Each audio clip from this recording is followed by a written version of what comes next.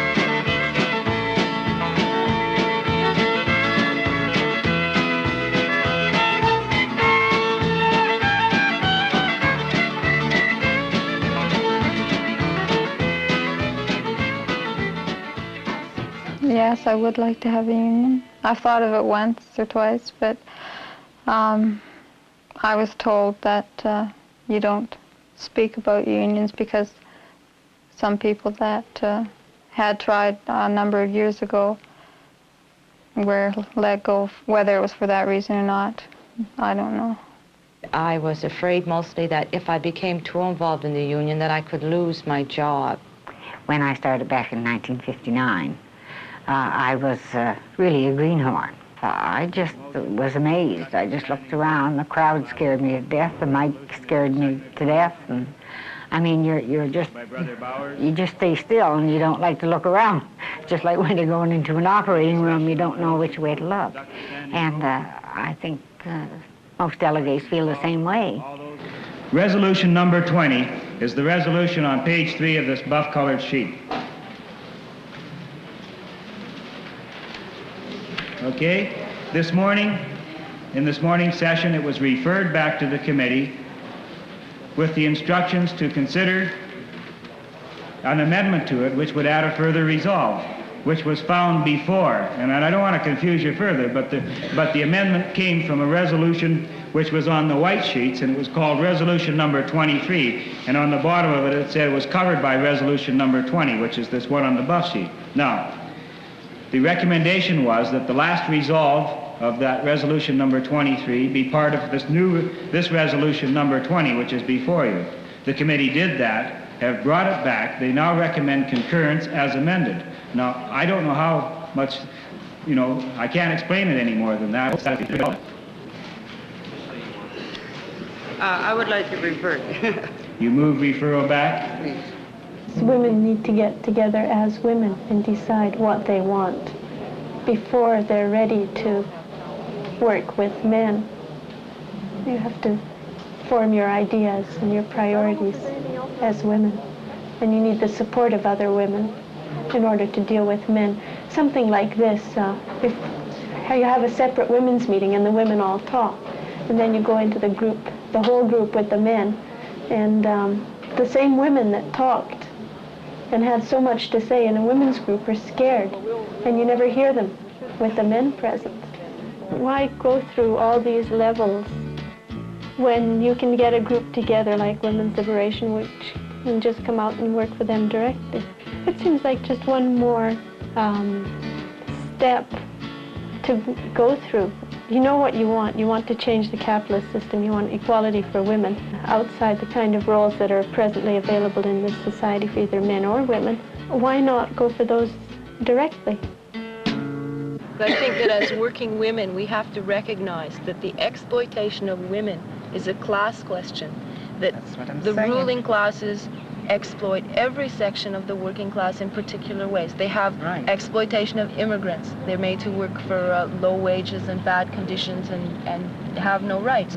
Women workers are exploited in the same way, and that it's a class question, and we can't rely on women executives to lead working women. We have to recognize that it's a class question, and we have to fight against that discrimination in the unions, through the unions. Brother Chairman, Grace Hartman, I hate to come to the microphone again. I'd like to just zero in on one item that was in our original book on the status of women in CUPE, one area that we felt was badly neglected and we really wanted to do something about, and that was the elimination of the discrimination in salary between nursing assistants and orderlies. The traditionally low-paid nursing assistant in some areas are now earning as much as $11,232 per annum, or $5.76 an hour. And in 6 provinces, they're earning exactly the same rate as an orderly. And those provinces are British Columbia, Manitoba, Ontario, Quebec, New Brunswick, and Newfoundland.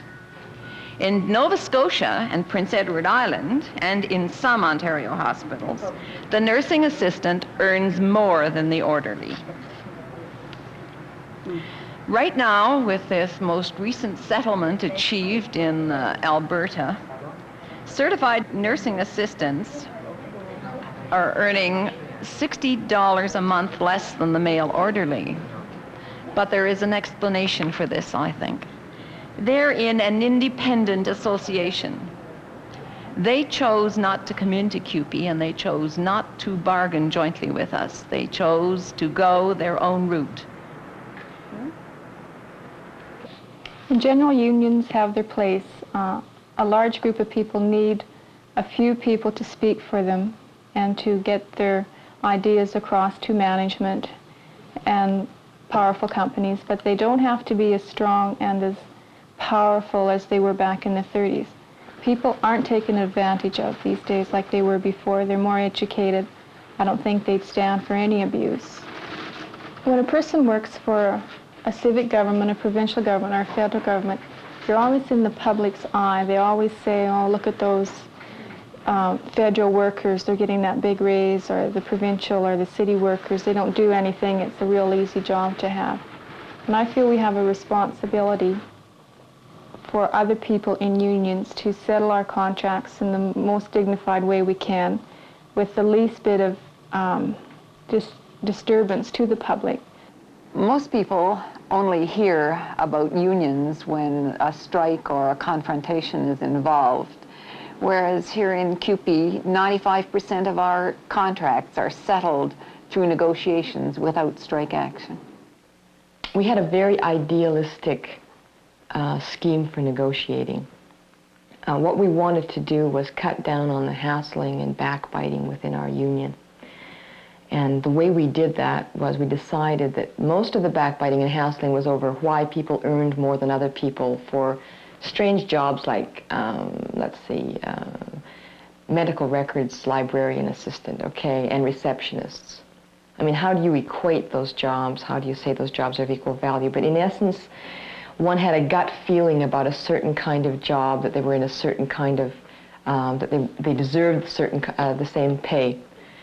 We had difficulty talking about this to our members, especially the members who were earning the high wages. But eventually we persuaded our union that this would cut down on the backbiting and the hassling, and we could present more of a united front to our managers. And we eventually negotiated that. I think our administrator at the time realized that if we changed our classification code so it was more rational, that would make us more unified, and he bucked that. But in the end, we won. Last year, right before we started negotiating our contract, I contact all the lab assistants and lab attendants throughout the province to forward to me a job description, their own words, what duties they are performing daily on their jobs. I specified, do not contact your supervisor or whoever and ask them what jobs you're supposed to do. I want to know what you are doing. And I found again that many did not write down what they were doing. They immediately went to their supervisor. From meeting with some and speaking, they said, well, I do such and such, but I didn't bother putting that down because it could cause trouble. And I figured if something came up about it, I could lose my job altogether, so I'm not going to say anything about it.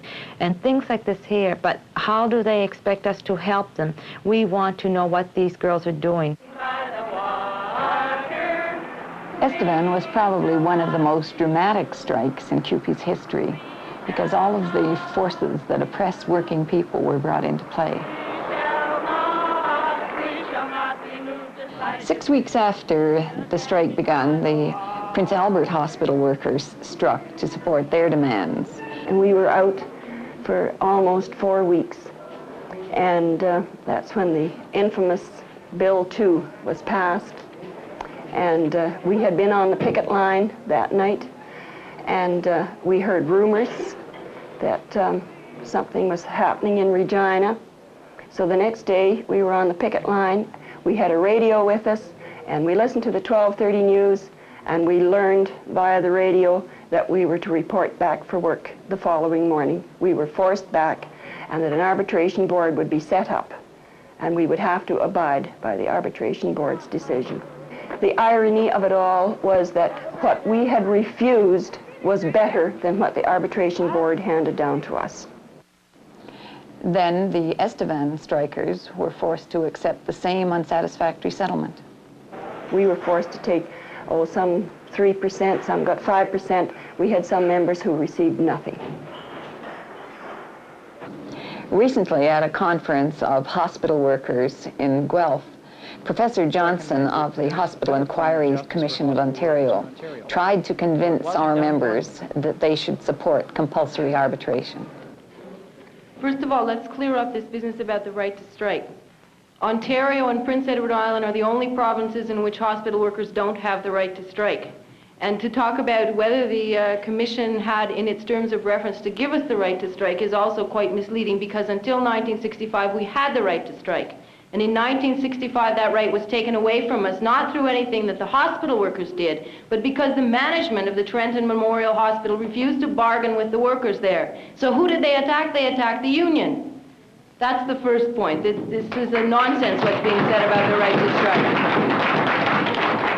The second thing is that the Johnson report deals quite concretely with compulsory arbitration. As Professor Johnson said, as other people have said, the purpose of the Commission was to make compulsory arbitration work. And our experience as hospital workers has been that compulsory arbitration works in the interest of the government and the hospital management. And that compulsory arbitration can only work in the interest of the government and the hospital management. And there's no difference between the recommendations in the Johnson Commission and what we have now. Instead of a tripartite arbitration commission, we'll have 3 members from the union, 3 members from the management, and 1 from the government. So instead of it being 2 to 1, it's only going to be 4 to 3. It's still a majority.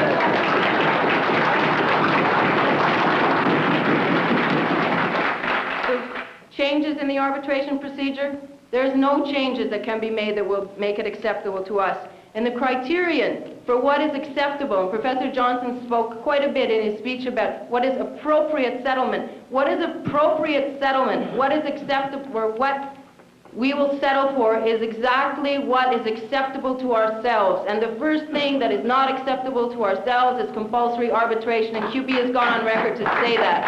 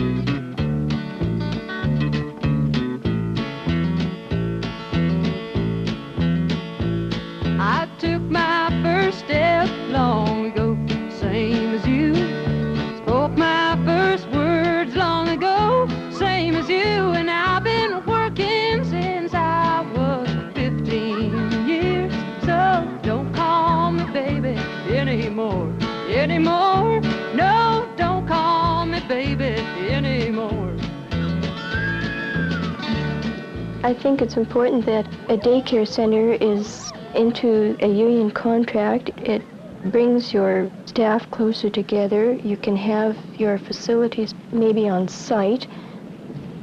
What I see as an ideal daycare is I would like to see it available to all ages, where mom is breastfeeding, and that mom would be able to be allowed to take time off and go to the child. There are many other problems, like when a child becomes ill, we have no daycare centers or no place to take our child.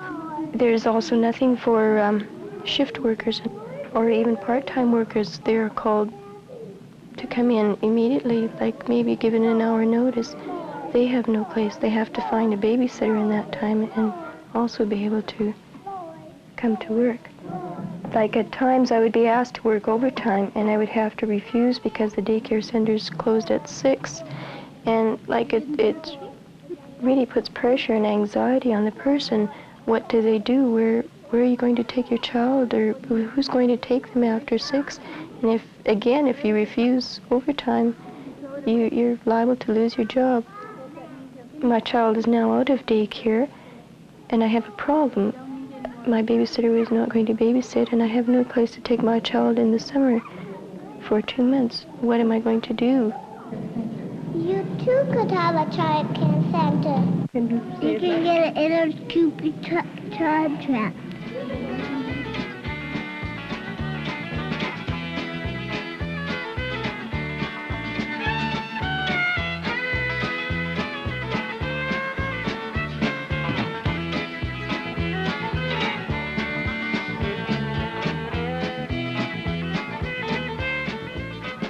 Well, I'd like to spend more time with some of them because I know they don't have relatives, or if they do, they don't come, or I don't know why some people don't have relatives. But when a person wants to sit down and really, talk to them or just show them that you care, they're old people. We're going to be old someday too, and I hope somebody sits down and talks to me when I'm, their age. Head, the temples, which you can go in like this, the eyes, which you can poke in, the nose, you can either smash down on the bridge, or you can go. There was a time span last winter of about 3 weeks when there had been about 7 attacks in our area. The library is just right at College and Beverly Street. And for quite a few weeks, women weren't coming to any of the CUPE meetings. And the reason was that they were scared to go home in the evening around 11 o'clock by themselves. So we had done some looking into different self-defense courses and found that the Amazon workshop gave a self-defense course in the evenings, and they were located quite close to the library. So our union did pay for women that wanted to take the course, and quite a few women did take the course.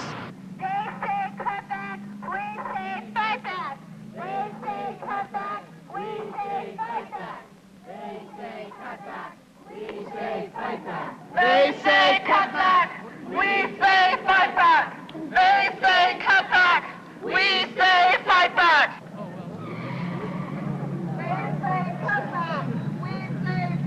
We know that there is the money to provide more staff in the library.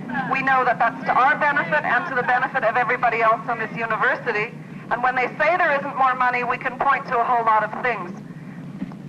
It's estimated by the Graduate Assistants Association that the university has spent $75,000 a year for each of the last 2 years to fight the Graduate Assistants Association from unionizing. Now that kind of money could pay 10 of our salaries for a year, or it could pay something like 50 salaries of the Graduate Assistants Association at the going rate. As Sheila said earlier, they spent $50 million at least on the Robarts Library. But it's obvious from those kinds of examples and from many others that everybody here could point to that there is money when they decide that something is important. There isn't money when they decide there isn't. And workers' salaries or workers' jobs are not considered to be important. I would have to take exception to this old business, this old myth of women working for pin money. I don't care what your husbands are making today. It's a hell of a hard time to make ends meet if you've got children and you're trying to put children through a school or university. You need the second income. The Dominion government statistics prove that the majority of women that are working today are working for economic reasons. They're working because they have to work. They have to provide that extra money. Therefore be it resolved that the New Brunswick Federation of Labor petition the government to have job titles that would not relate to sex, and be it further resolved that a competition be marked open to both men and women, and be it further resolved that all application forms for positions be amended so as not to include the applicant's sex or marital status. This committee concurs with this resolution, and I so move. I second it. Point Local 1191. Mr. Chairman, I agree with the resolution. However, what would happen, for instance, if they're posting jobs for jail guards or penitentiary guards, and there was no, you mean to say that a female could go to work at Dorchester Penitentiary doing the same job as the men? I think it would be impossible.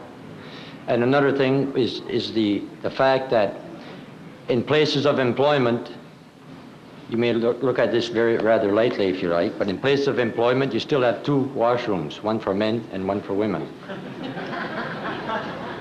But there are some jobs which cannot be filled by women.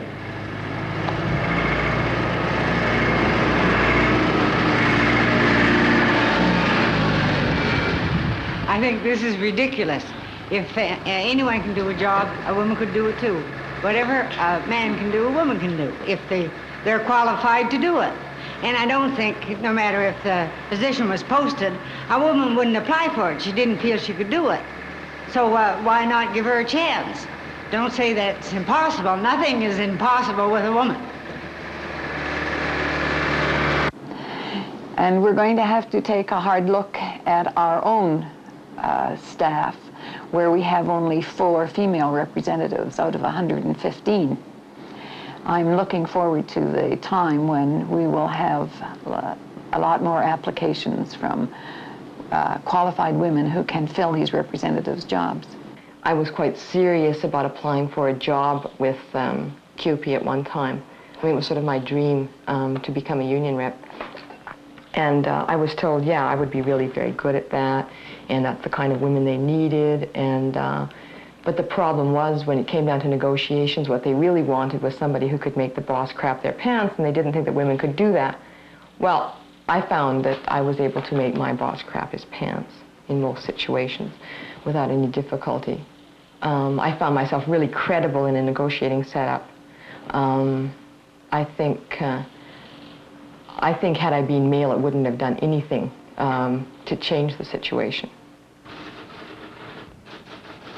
I am a president of a local with over 600 women, with 200 men. I have challenged the women time and time again to run for office. If there were one to run for president of that organization, I would support her, or any other office. They don't want it. You're beating a dead horse. It's damned hard to get mileage out of a dead horse. I'm here because it's a beginning and it's a start, okay?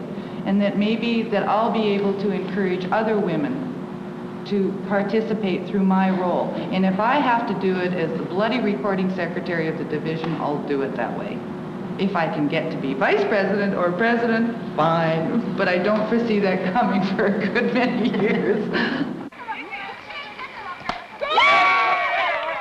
Here in London at Local 101 QP, we organized the baseball team this spring. It's really been our first chance to do anything along this line. We have had a lot of younger employees start with the city, which has made it much easier for us to have enough to participate, and it's meant a lot as far as involvement with the union. The team is considered QP, and the girls are more anxious now to participate in other things as well. We organized education sessions that were not in a big hall. or not in a cold meeting room, but instead we're in homes of different local members.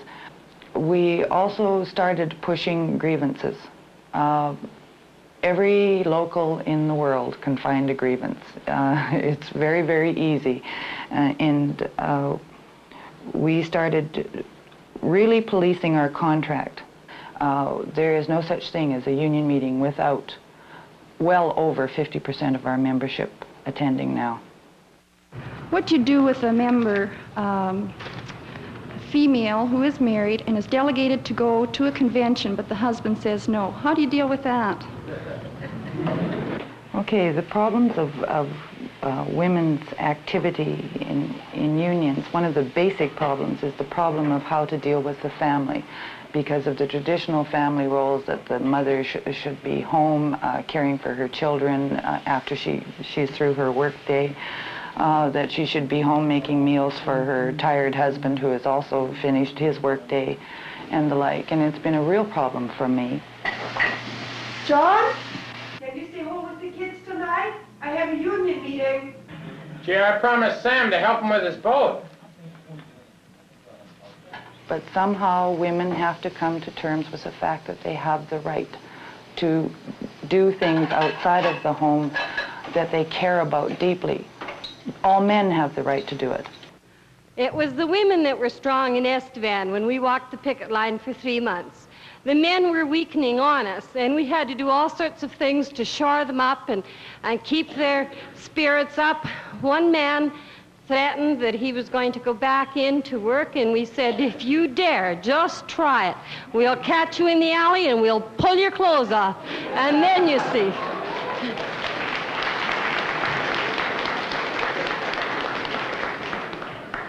And let's not forget our sisters out at the West Coast who walked that picket line for something like 2 years. And there was no men there. 3 years, sister? I knew it was a long time. I didn't know just how long. And there was no men there to help them. And they did it on their own. And unless we do assert ourselves and demand our rights and stand for office and be heard, not just fill a chair, but be heard, we'll never get anywhere. Thank you.